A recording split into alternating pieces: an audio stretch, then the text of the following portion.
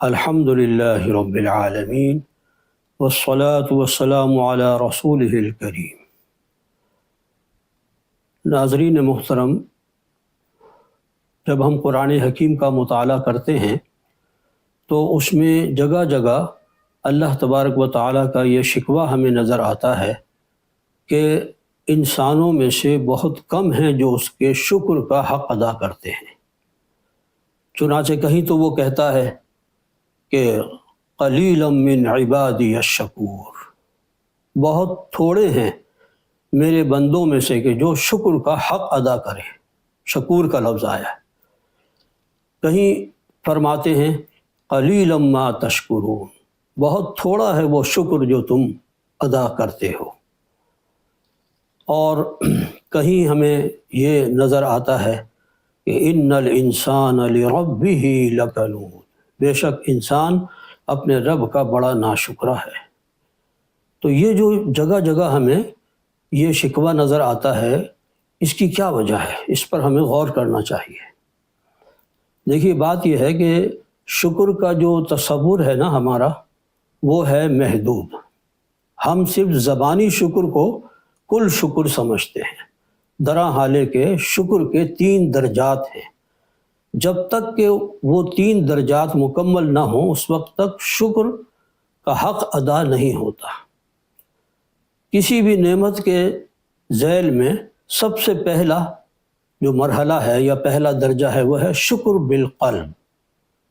دل کی گہرائیوں سے، ذہن و قلب کی گہرائیوں سے اس نعمت کی قدر و قیمت کا صحیح ادراک، اس کی قدر و قیمت کا صحیح اندازہ لگانا، اس کو کہتے ہیں شکر بالقلب۔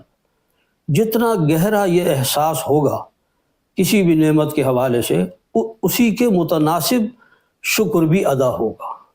تو پہلا مرحلہ ہے شکر بالقلب۔ دوسرا مرحلہ ہے شکر باللسان، یعنی زبان سے جذبات تشکر کی ترجمانی کرنا۔ اب جیسا کہ میں نے عرض کیا کہ پہلا مرحلہ جتنا زیادہ مکمل ہوگا، یعنی جتنی گہرائی میں جا کر اس نعمت کی قدر و قیمت کا احساس ہوگا، اسی کے متناسب کلمات تشکر بھی جو ہے وہ بڑھتے چلے جائیں گے۔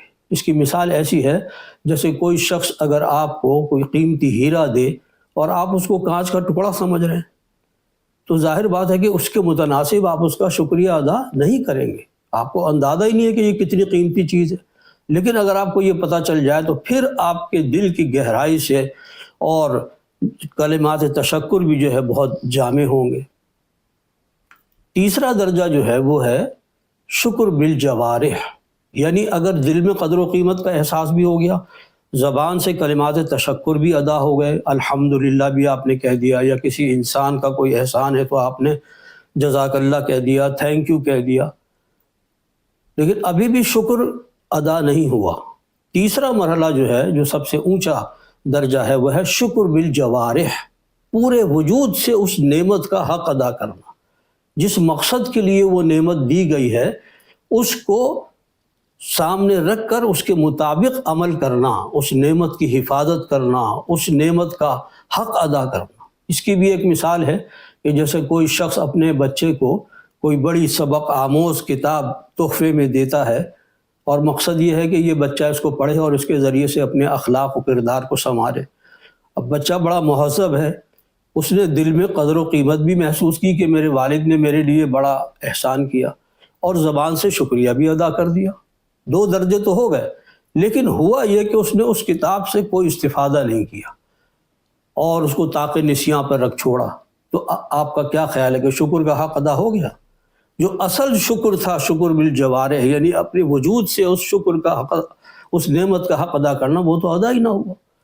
تو مختصر یہ کہ ہم جو شکر کا تصور ذہن میں رکھتے ہیں وہ صرف 1/3 شکر ہے، شکر باللسان۔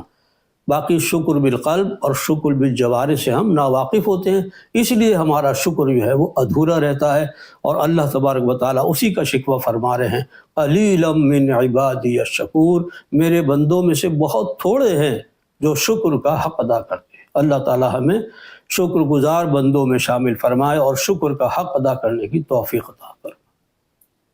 آمین۔